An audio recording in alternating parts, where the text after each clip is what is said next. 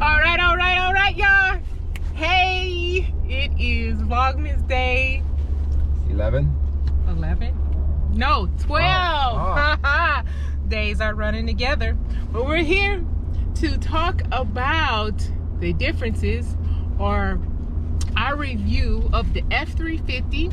We're gonna go over that, or Jeff is, because you know about these trucks situations. The 450, and he might throw in a little bit more on the HDT. I was gonna say, almost said TV. HDT, heavy duty truck situation. So here we go. So we have a F350 dually. It's a 2017. Wait, hold that thought. And we are in our F350 on the way. Timely vlog for today. Okay, carry on. All right, so we're in our F350 dually. It's a 2017. It's got the diesel and it's got 410 gears. We bought it. It's a long story. Maybe we'll have to tell that someday. But oh yeah, don't do that on this one. It'll be another video. Yeah, it's a whole long story of its own. So anyways, we were looking for an F350 and an F450. We're torn between the two, and we ended up not being able to find an F450 in the appropriate amount of time with the appropriate options that we wanted. So we bought the F350, and we bought it with the 410 gears, thinking that would suffice. And it did great with our Cedar Creek trailer. It was a wonderful towing experience with that Cedar Creek. The Cedar Creek was only 18,000 pounds. We never had a lack of power. We never had a rough road. We never had any issues whatsoever with the way we were set up. And we had a goose box for a hitch. And realistically, the F350 single rear wheel that we had before didn't have any issues with the goose box or the Anderson hitch that we ran for a while. So they were great for a 18,000 pound trailer. Then we graduated to this 24,000 pound behemoth that we have now, and we got a Trailer Saver air ride hitch, and the trailer has a Mo-Ride pin box, so we're pretty much decked out as far as, you know, top of the line towing equipment to make it comfortable. And if the roads are smooth, it's great. No issues whatsoever. None whatsoever. And the truck really doesn't lack for power either. Although when we start getting into mountains, it does start working a little bit harder than I would prefer.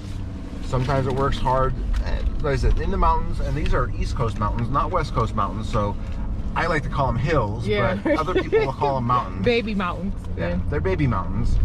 It works a little bit, pulling the long pulls. So there's that. If I were to do this all over again and get an F350, I would suck it up and buy it with the 4.3 gears, just to have that little bit of extra oomph for towing if I'm going above 20,000 pounds. If you're under 20,000 pounds, you can get away with 410. You could probably get away with 355, especially with the 2020 10-speed transmission in the F350. So now, since we bought this, I've gone and driven an F450, and I looked for an F450 for a while, thinking that might be the way that we're going to go to solve this problem of getting just beaten on the road when the roads are rough.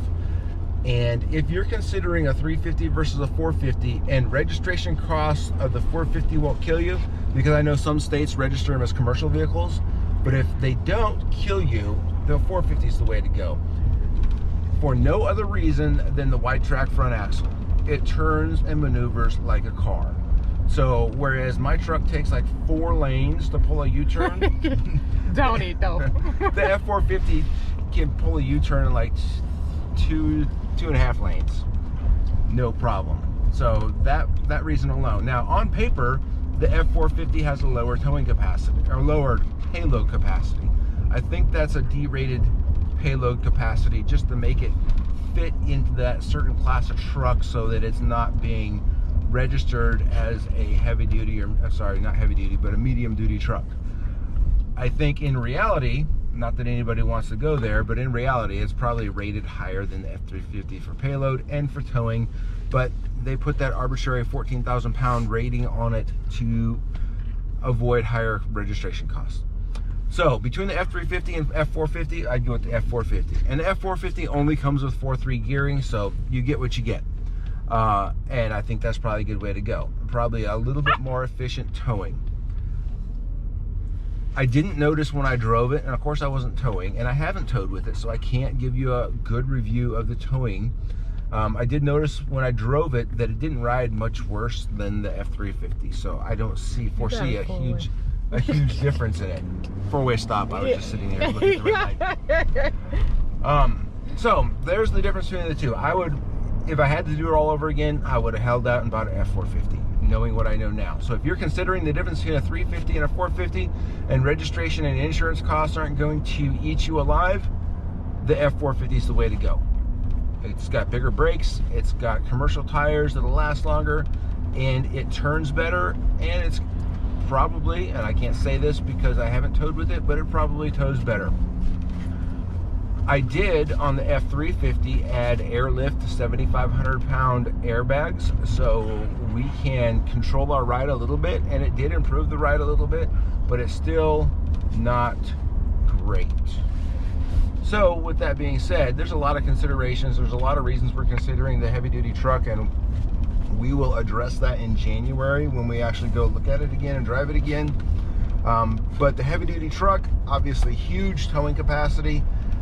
Honest, no, it doesn't feel it back there review of the towing experience, and you get more storage space, and if we go that route, we get a second vehicle, which allows us to do stuff like off-roading or explore a little bit easier. And a smaller truck around big cities, especially if we're near a big city. The smaller vehicle is inviting because, yeah, an F350 dually is doable in just about anywhere. We've gone all kinds of places with it, from DC to Nashville to the country to all kinds of places, and while we can do it, it's not always fun, and sometimes you end up searching for a parking spot.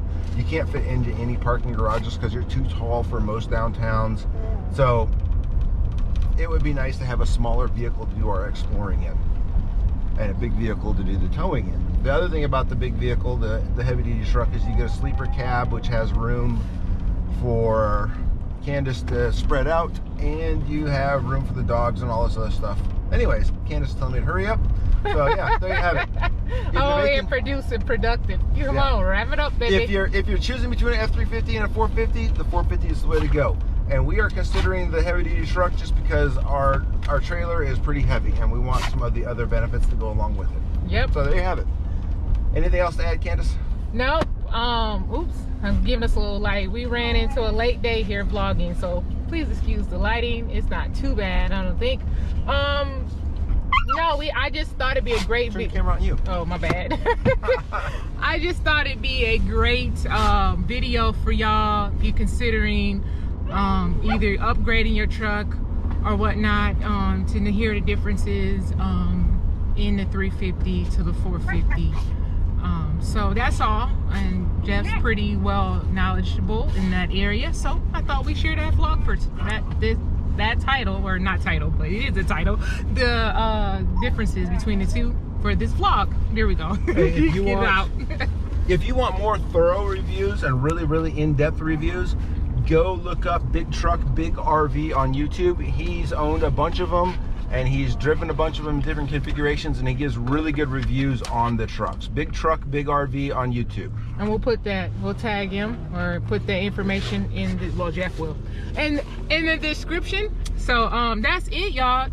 Any questions about the trucks, ask away in the comments.